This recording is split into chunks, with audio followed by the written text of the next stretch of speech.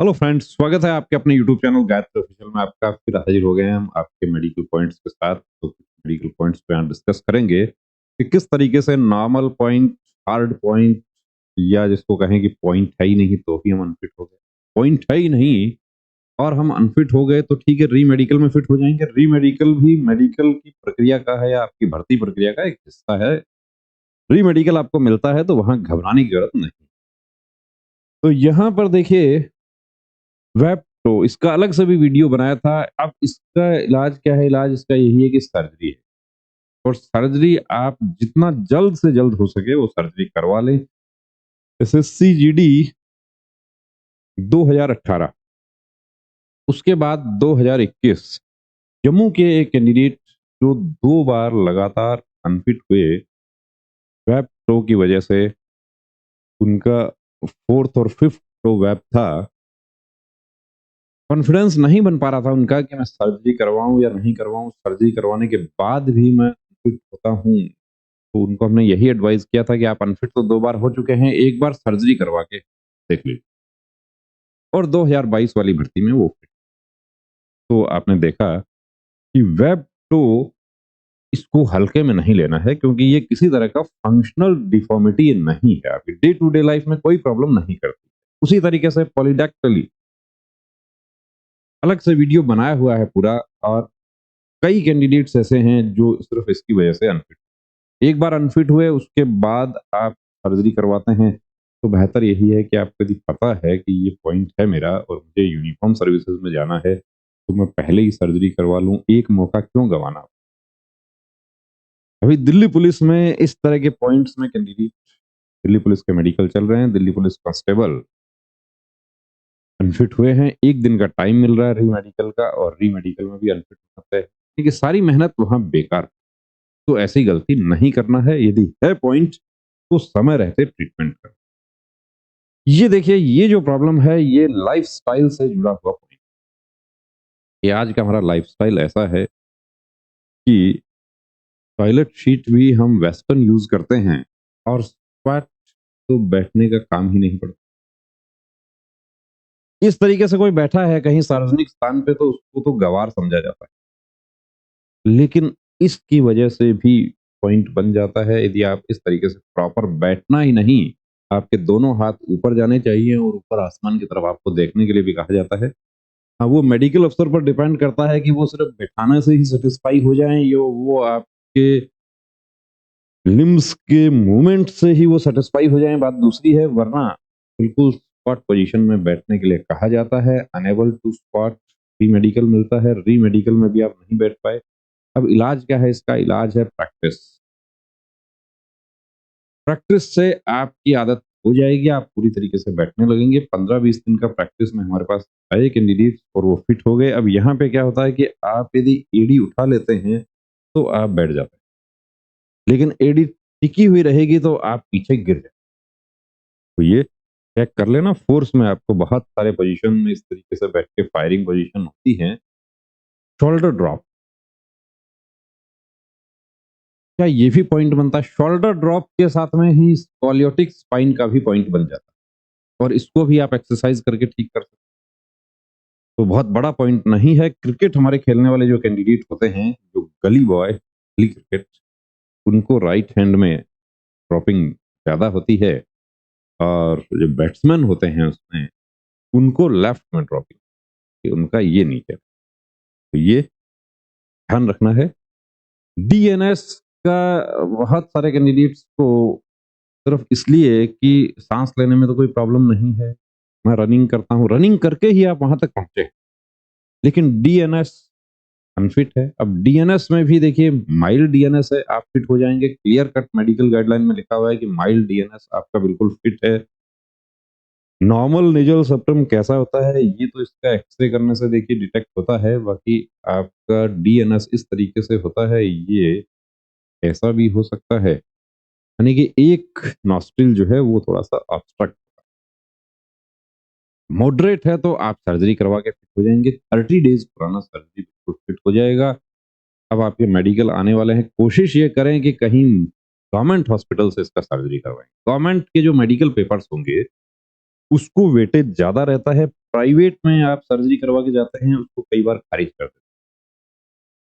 Periods के बारे में बहनों का एक डाउट रहता है कि जब मेरा मेडिकल है उस दौरान मेरा पीरियड का डेट रहता है या मेरा पीरियड दौरान आ जाता है तो क्या होगा? तो उसमें देखिए आपको घबराने की ज़रूरत नहीं है, ना ही आपको किसी प्रकार की कोई मेडिसिन लेने की ज़रूरत है। आपको पीरियड उस समय रहता है तो आपको टाइम दिया जाता है।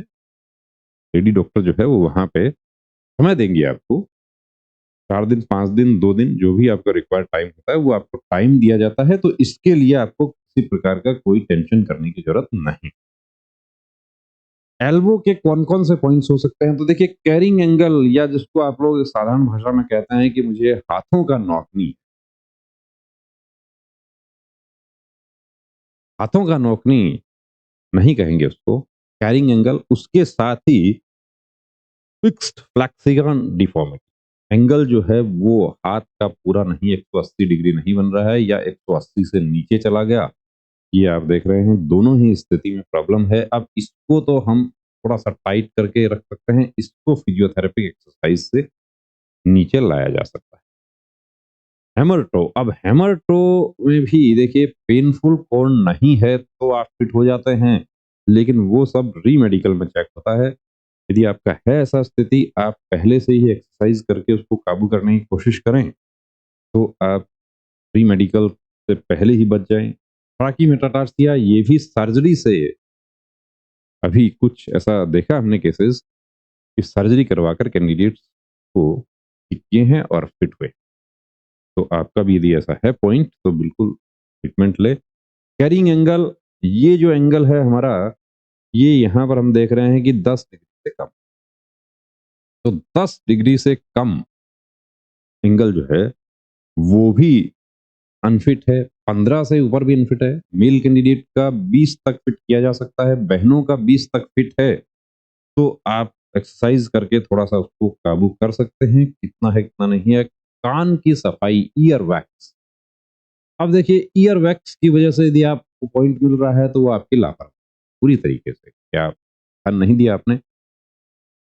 यदि कान में पहले से ही कोई प्रॉब्लम है, आप उसका ट्रीटमेंट ले सकते हैं, लेकिन वैक्स की वजह से आपको पॉइंट मिल रहा है और वैक्स की भी कई बार ऐसी स्थिति होती है कि 2 दिन, 3 दिन नहीं 7 दिन लग जाते हैं वैक्स को पूरी तरीके से रिमूव करने में, कि बहुत हार्ड वैक्स होता है। तो उस स्थिति में क्या होगा?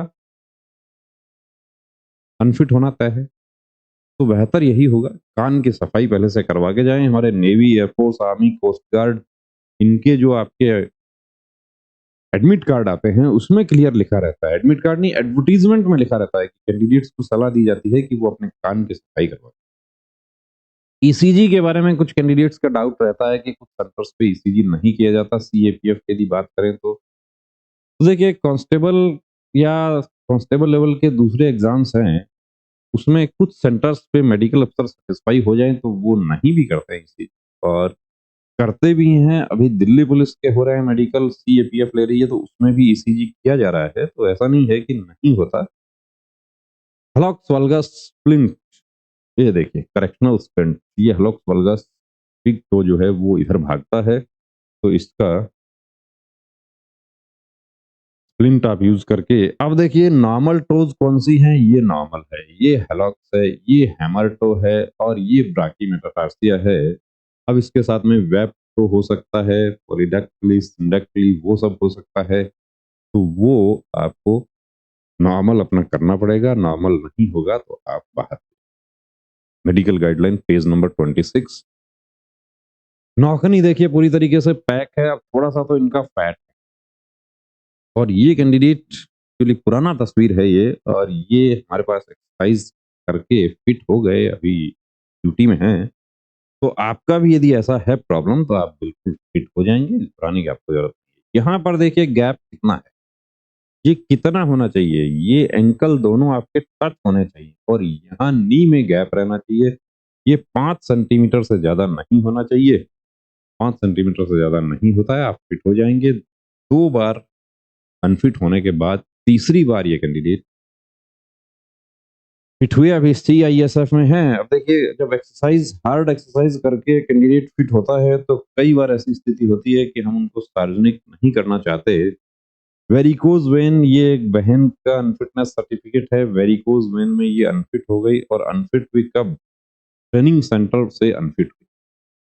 जो आप लोग पूछते हैं क्या ज्वाइनिंग में टाइम भी मेडिकल होता है? बिल्कुल मेडिकल होता है, और ज्वाइनिंग टाइम मेडिकल जो होता है उसमें भी कोई पॉइंट ऐसा डिटेक्ट हो जाए कि मेडिकल अफसर सेटिस्फाई हो जाए कि ये पॉइंट आपकी एफिशिएंट ड्यूटी या कॉम्बेटाइज यूनिफॉर्म पहनने में या इन फ्यूचर कोई प्रॉब्लम कर सकता है, तो आपको बिल्कुल बाहर किया जा सकता है। उसका प्रोसेस उसका भी वही है कि री मेडिकल बोर्ड बैठता है, और वो बोर्ड आपकी सुटेबिलिटी तय करता है। अब आर्म फोर्सेस में तो यदि आपको बाहर किया जाता है तो आपको एक रिजर्वेशन मिलता है सिविल जॉब के लिए, लेकिन सीएपीएफ में यदि आपको ट्रेनिंग मेडिकल में आपको बाहर किया जाता है तो आपको कुछ नहीं मिलता। आपको अगली भर्ती की आपको उस पॉइंट को ठीक करवा के तैयारी करनी। ये देखिए, ये मेडिकल गाइडलाइन, ये 5 सेंटीमीटर का एक लॉग होता है मेडिकल अफसर के पास। वो measurement of intermalleolar distance, approximation of both medial condyles. अब ये देखिए फ्लैट फुट, ये फ्लैट फुट है, ये नॉर्मल फुट है, और हाई आर्क फुट। कि इस तरीके से पुल बन रहा है तो भी आप अनफिट हैं। तो पुल को भी आप ठीक कर सकते हैं, फ्लैट है उसको भी आप ठीक कर सकते हैं। और लास्ट में आपको यही कहना चाहूंगा कि नहीं चाहिए री मेडिकल तो जरूर करवाएं प्री मेडिकल। प्री मेडिकल का फायदा आपको उस स्थिति में नजर आता है जब आपका एक दोस्त चेकअप करवा के वो फिट हो गया और आपने चेकअप नहीं करवाया था, आप थोड़ी सी लापरवाही कर गए, आप या आपने देखा आपके सेंटर पे ही कोई कैंडिडेट जो है वो टैटू में अनफिट, या हाई ब्लड प्रेशर की वजह से, टैकीकार्डिया की वजह से अनफिट हो गया, कलर ब्लाइंडनेस में भी CP4 हो गया। तो ऐसी चीजें बहुत सारे मेडिकल पॉइंट्स हैं, ध्यान रखना है। जिस तरीके से आप फिजिकल और रिटर्न की आप तैयारी करते हैं, वैसे ही आपको मेडिकल की भी तैयारी करनी है कि लास्ट मोमेंट में आपको अफसोस ना हो कि मैं थोड़ी सी तैयारी कर लेता तो मैं फिट हो जाता, या मैं ट्रीटमेंट ले लेता तो मैं फिट हो जाता, मैं एक्सरसाइज कर लेता तो मैं फिट हो जाता। तो बने रहिए दोस्तों हमारे साथ, कल फिर आपसे मुलाकात होगी। जय हिंद।